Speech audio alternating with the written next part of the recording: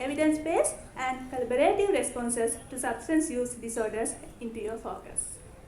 We are honored to be joined today by the eminent speakers who are experts in fields of drug policy, community health, and public sector governance. Their experiences will help us to work together to reduce harm, empower communities, and place public health at the center of drug-related interventions. I now invite the chairpersons of this plenary, Dr. Indika Vanninayaka, Chairman of the National Dangerous Drug Control Board, and Professor Upul Senarat, Chair Professor of Community Medicine, University of Colombo, and Scientific Co-Chair of the Summit, to take the session forward. May I now warmly invite Professor Upul Senarat and Dr. Vanninayaka to kindly take their seats at the head table. Over to you, sir.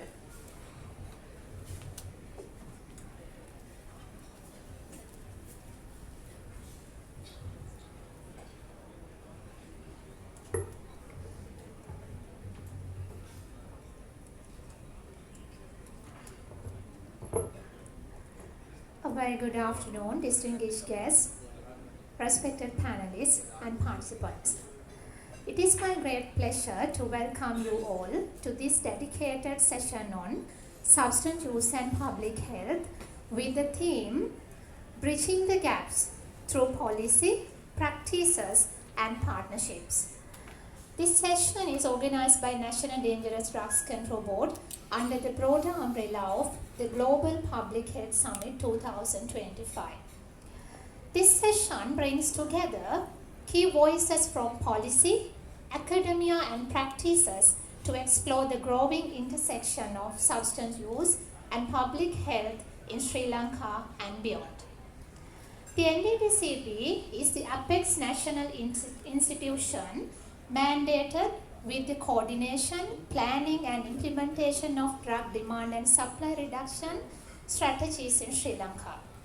The responsibilities of NDDCB span across policy formation, treatment and rehabilitation, outreach, drug education, research, and law enforcement coordination. With the multidisciplinary approach and strong focus on evidence-based action, NDDCB works closely with national stakeholders and international partners to address the manifest challenges of drug use. Our presence at this forum reflects the board's firm commitment to strengthen public health responses to substance use. The theme of this session, Brings Gaps Through Policy, Practices, and Partnerships, echoes the NDDCB's on strategic priorities as well. What we believe is this: integrating drug policy into broader health and development agendas and promoting collaboration between institutions is essential to create resilient and responsive systems. Ladies and gentlemen, today's session is structured to reflect that very collaboration among parties. We will begin with an introductory presentation by the chairman of NDDCB, and also we have an expert panel who will reach into critical dimensions of issue ranging from co-occurring psychiatric conditions, the role of tobacco and nicotine industry to challenges in youth alcohol and tobacco use. We will also hear from the experts in the field about two insightful studies from our own local context. The session is therefore not just a dialogue but a collective call for action. It is our hope that today's discussion will help strengthen evidence-based policy making, promote cross-sector collaboration, and inspire scalable solutions to reduce the public health burden of substance use. So, ladies and gentlemen, I would like to invite the chair of the panel, Professor Upul Senarat, to start the session.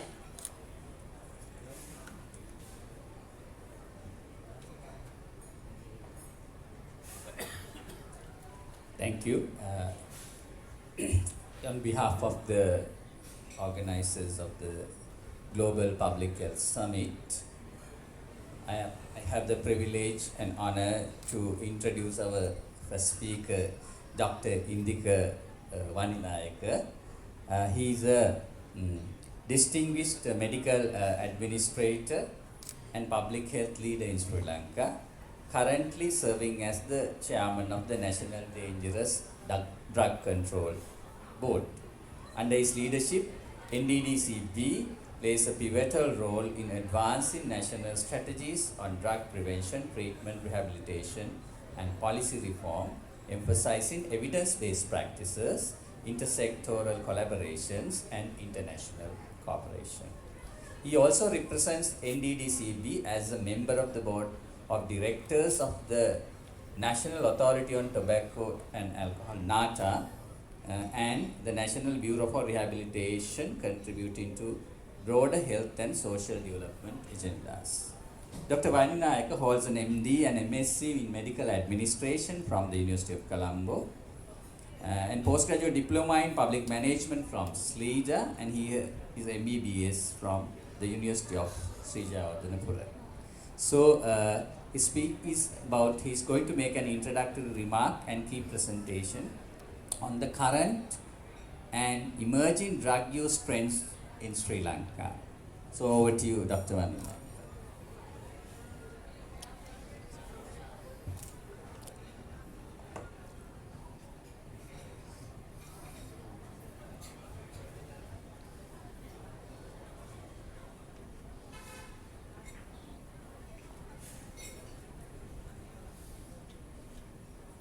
Good afternoon, all of you, and warmly welcome to our plenary session conducted by the National Dangerous Drug Control Board. And dear Chair, I start my presentation regarding the substance use and public health, bridging gap through the policy, practice, and partnerships. Actually, this session brings together all stakeholders, all the disciplines, get together to expose the evidence, policy, and the community practices to address the substance use disorder, one of the critical public health challenges in the country today. As you all are aware about the National Dangerous Drug Control Board, it is usually work on the demand reduction of the drug control. And we have several sections and we have several services conducted throughout the country, including the prevention, education, and training.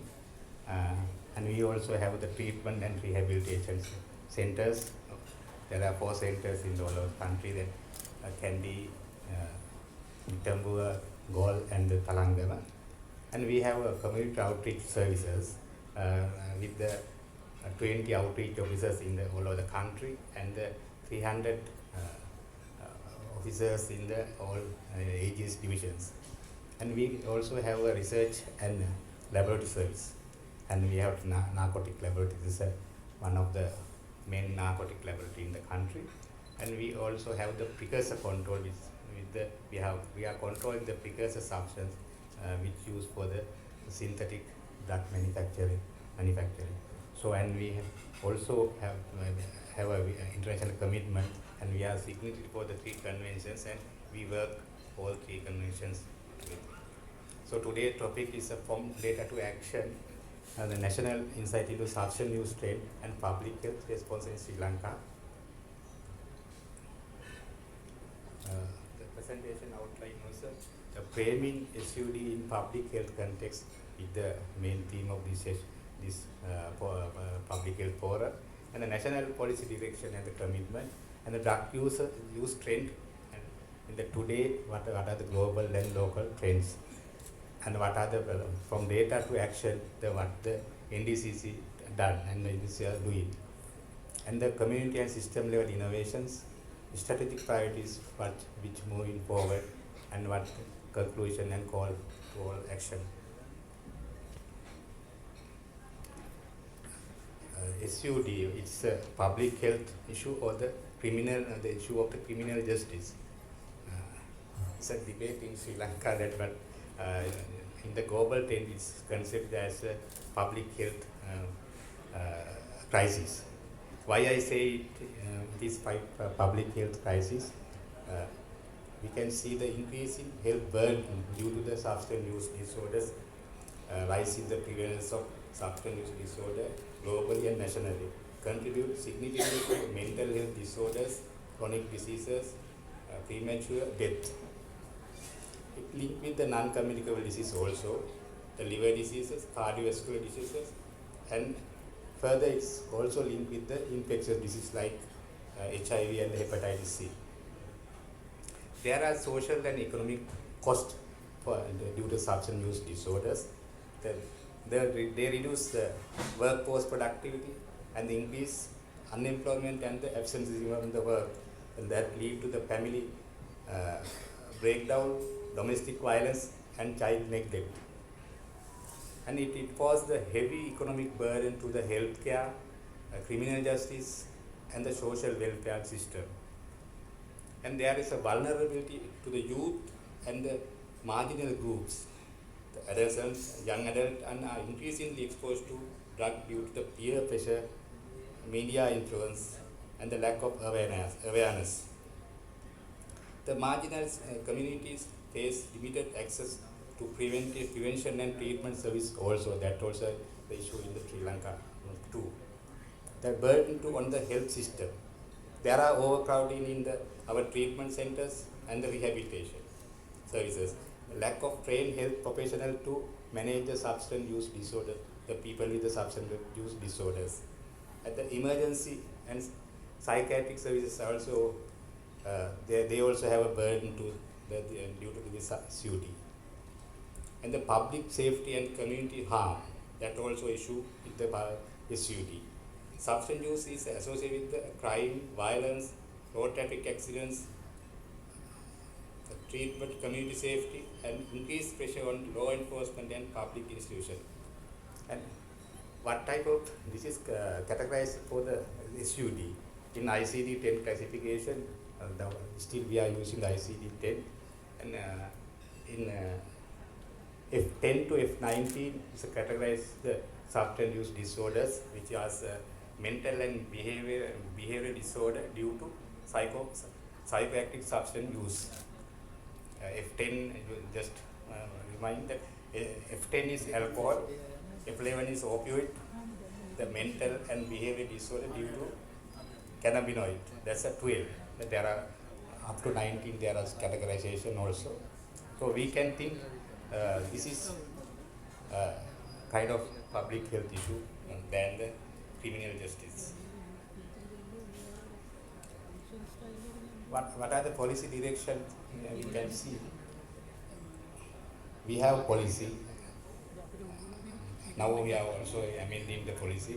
There are few pillars based on the policy: the prevention and education, treatment and rehabilitation, supply reduction, and effective enforcement of law and the international cooperation.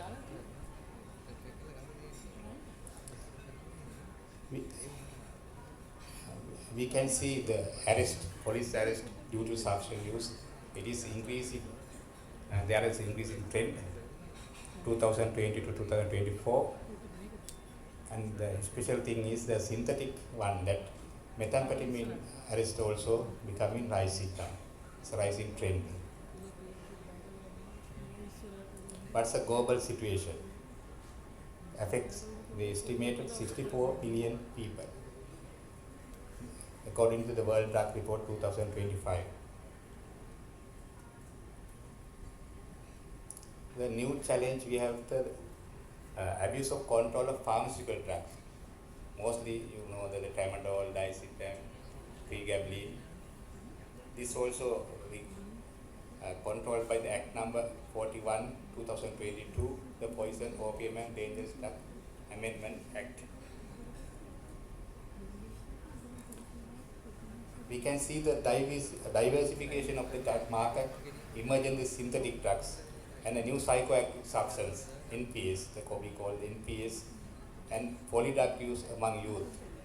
Mostly the cannabinoid, the kush, hashish, that are also listed here. We can see the new trends. we also have a precursor chemical control authority. So we found last year there are canals in laboratories, and there are two we were detected. Now the drug market is more sophisticated and more technological driven. They use the darknet site, which is not usual browsers. There are Tor browsers, and they use virtual currencies, and use the transport mechanism to the postal transportation they use. There are so many techniques they use with the bound with the technology.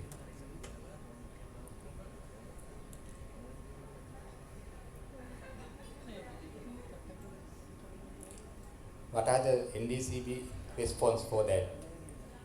In recent past, we are more emphasize on the expansion of the residential treatment capacity and the government fund that we are planning to expand the services and strengthen the existing rehabilitation services. And also we strengthen the community-based treatment and prevention intervention, that also through our community-based services as well as with the collaboration with the primary health care system in Ministry of Health. We are planning work with the primary health care new project. And the expansion of the community outreach cover up at the divisional secretary level, which also now we are doing with the 300 our officers. And we are on the way to the national revision of national policy that was more strengthened with the new challenges and especially with the technological challenges. Laboratory and the scientific service also we plan to improve, and we are on the way to improve. And monitor, and we also more emphasize on the monitoring of precursor chemicals. Nowadays we are launching national-wide outreach program with the trained officers with the new funds, with the government funds, and we also tested the community-based treatment models, and we are treatment manuals also now we are revising with the support of the Ministry of Health NCD unit.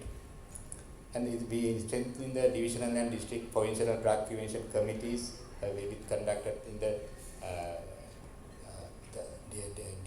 district secretary level and the divisional secretaries level. And the development of, as I told earlier, the development of manual for community outreach intervention also, and continuous capacity building for field level officials, and we strengthen our call number 1927 telephone line. And we also encourage intersectoral collaboration. Now we are that this is also evidence of that. And we expand access to evidence-based treatment service at the community level in collaboration with the primary healthcare service, which are also I told earlier with the help of the Ministry of Health in their primary health strengthening project. And address the social determinants and public health consequences of drug use under the demand reduction approach through the cross-sectional collaboration, and building national capacity through the research and innovation. Before I wind up that, what are the call to actions? Turning data into action is not a just process. It is a commitment to save life and building healthier communities. SUD must remain the national and global public health priority. NDCB invite all partners, stakeholders to collaborate with, because one can't work with this. We need all support from all partners, all stakeholders. So together we can transport evidence into lasting impact. Thank you very much.